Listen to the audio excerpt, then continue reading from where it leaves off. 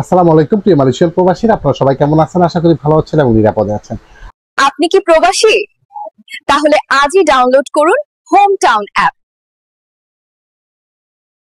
আজকে most important কিছু প্রশ্ন, যেটা আপনাদের কাছ থেকে 90% কমেন্টগুলো একই ক্যাটাগরির, যার জন্য ভাবলাম যে অবশ্যই 4-5টা কমেন্টের উত্তর না দিলেই নয়। তো অবশ্যই গুরুত্বপূর্ণ কিছু কমেন্ট থাকবে, কমেন্টগুলো আপনারা উত্তরগুলো নিয়ে যাবেন। তো আজকে বিভিন্ন সোশ্যাল প্ল্যাটফর্মের মাধ্যমে আপনারা হয়তোবা দেখেছেন বা আমিও ফেসবুকে পোস্ট করেছি, মালয়েশিয়ার প্রধানমন্ত্রী মোহাম্মদ আনোয়ার ইব্রাহিম স্যারের পদত্যাগ করতে চাচ্ছিল, কিন্তু দিন শেষে দেখেন মালয়েশিয়ার প্রধানমন্ত্রী আনোয়ার ইব্রাহিম স্যার কত সুন্দর একটি স্ট্যাটাস দিয়েছে তার ফেসবুকের মধ্যে। আমি বাংলা করে আমার ফেসবুক পেজে পোস্ট দিয়েছি, আপনারা হয়তো অনেকে দেখেছেন বা দেখে নিন। আসলে এত সহনশীল, এত নম্র, এত ভদ্র একটা প্রধানমন্ত্রী, আসলে এ সকল প্রধানমন্ত্রীদের কাছ থেকে আমাদের মতো অনেক দেশের বিভিন্ন যারা রাজনৈতিক করে তাদের অনেক কিছু শিখার আছে। আচ্ছা, আমরা মূল কথায় চলে যাই। আজকে যে মোস্ট ইম্পর্টেন্ট যে প্রশ্নগুলো, আপনারা বলতে পারেন যে ভাই সব সময় কি আপনি মোস্ট ইম্পর্টেন্ট প্রশ্ন বলেন? না, যে প্রশ্নগুলো আপনাদের জানা দরকার বা জানলে আপনি ক্ষতিগ্রস্ত হবেন না, অন্তত পক্ষে উপকৃত না হলেও ক্ষতিগ্রস্ত হবেন না। আচ্ছা, রায়হান ইসলাম ভাই বলেছেন পেনাং থেকে, আসসালামু আলাইকুম ভাই, কেমন আছেন ভাই? আগামী মাসে 17 তারিখে বৈধতা দেবে কিনা? দেখেন, আমি এক কথা উত্তর দিব, কারণ কোশ্চেনের উত্তর দিতে গেলে যদি সেটাকে বিশ্লেষণ করি সেটা অবশ্য লাইভে এসে বলা যাবে। তো আগামীকাল কত লাইভ আছে, আগামী মাসের 17 তারিখে বৈধতা দেওয়ার কোনো সম্ভাবনা নাই, 0.001%ও সম্ভাবনা নাই আগামী মাসের 17 তারিখে বৈধতা দেওয়ার।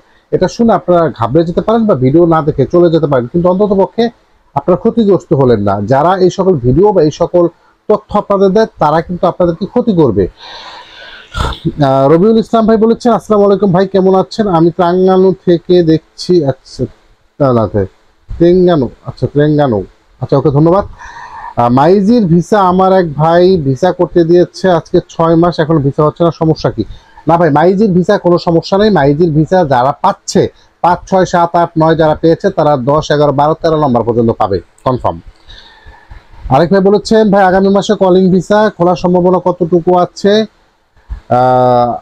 আমার ভাই কলিং ভিসাতে আসবে। জি, আগামী মাসে কলিং ভিসা খোলার সম্ভাবনা রয়েছে, এটা মোটামুটি নিশ্চিত ভাবে আমি বলতে পারি। আর খোলার সম্ভাবনা আছে বলতেও এখানে আরো কিছু দ্বিধাদ্বন্দ্ব রয়েছে, কিন্তু ধৈর্য ধরেন, ইনশাআল্লাহ আগামী মাসের মধ্যে কলিং ভিসার ফাইনালি একটা সিদ্ধান্ত চলে আসবে। এবং বাংলাদেশের প্রধান উপদেষ্টা ডক্টর মোহাম্মদ ইউনূস সাহেব আগামী মাসে মালয়েশিয়াতে এক সফরে আসবে, সেখানে সে বিভিন্ন বিষয়গুলো তারা তুলে ধরবে, ইনশাআল্লাহ ভালো একটা রেজাল্ট আসবে। আসসালামু আলাইকুম ভাই, বাংলাদেশে আটকা পড়া কর্মীদের কি আনবে না?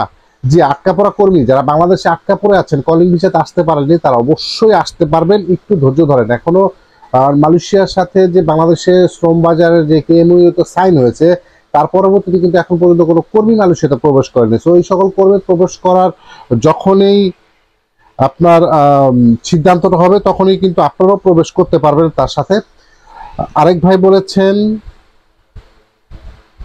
ভাই 2023-এ ফিঙ্গার করেছি, ভিসা পাইনি, ভিসা এক্সপায়ার 23 সালে।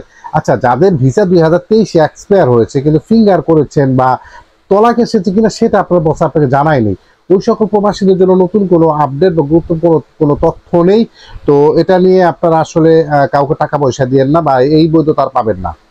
যে 23-এ এক্সপায়ার হয়েছিলেন, 23-এ ফিঙ্গার করেছেন, তাদের ভিসা হবে না। নতুন ভাবে যদি কোনো প্রোগ্রাম দেয় তাহলে বৈধ হতে পারবেন। এনামুল ভাই বলেছেন, আসসালামু আলাইকুম ভাই, কেমন আছেন? আর্টিকেল 1.0 ভিসার কি সমস্যা? অনেক লেট হচ্ছে। যে আর্টিকেল 1.0 যেটা, এই বিষয়টা অনেক প্রবাসী পাইতে একটু লেট হচ্ছে। তো যেই কোম্পানির সকল ডকুমেন্ট ঠিক আছে বা বসেদের কাগজপত্র মানে SSN এবং কি বলে এটাকে ইনকাম ট্যাক্স সবকিছু যদি ঠিকঠাক থাকে, তাহলে ওই কোম্পানির লোকগুলো ভিসাগুলো পাচ্ছে। আর আর্টিকেল 1.0 ভিসাটা কিন্তু আপনারা বুঝতেছেন কোভিডের পরে, এটা কিন্তু নির্বাচনের আগে হয়েছিল। তো এটা নিয়ে একটা মাইজির মতন একটা অনেকে ঝামেলা পড়তেছেন, তারপরে ভিসা লাগার সম্ভাবনা রয়েছে।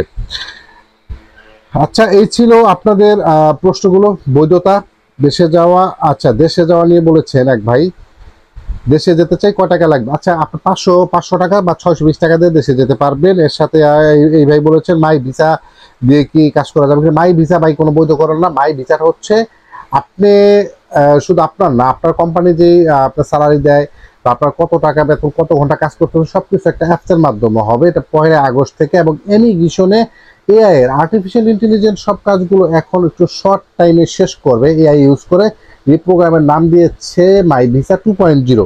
আসলে এটা নিয়ে বিভ্রান্তর কিছু না, এটা কয়েকটা ভিডিও করেছিলাম। যাই হোক, তো দেশে যাওয়া, মাইজি, কলিং ভিসা, নতুনভাবে বৈধতা, মাই ভিসা 2.0, এই বিষয়গুলো আপনাদের সবসময় ঘুরে ফিরে কিন্তু চলে আসে। আশা করি বুঝতে পেরেছেন, এবং এই মুহূর্তে কাউকে টাকা পয়সা দিয়ে না, নতুনভাবে বৈধতা, অন্ততপক্ষে বৈধতার ব্যাপার নিয়ে।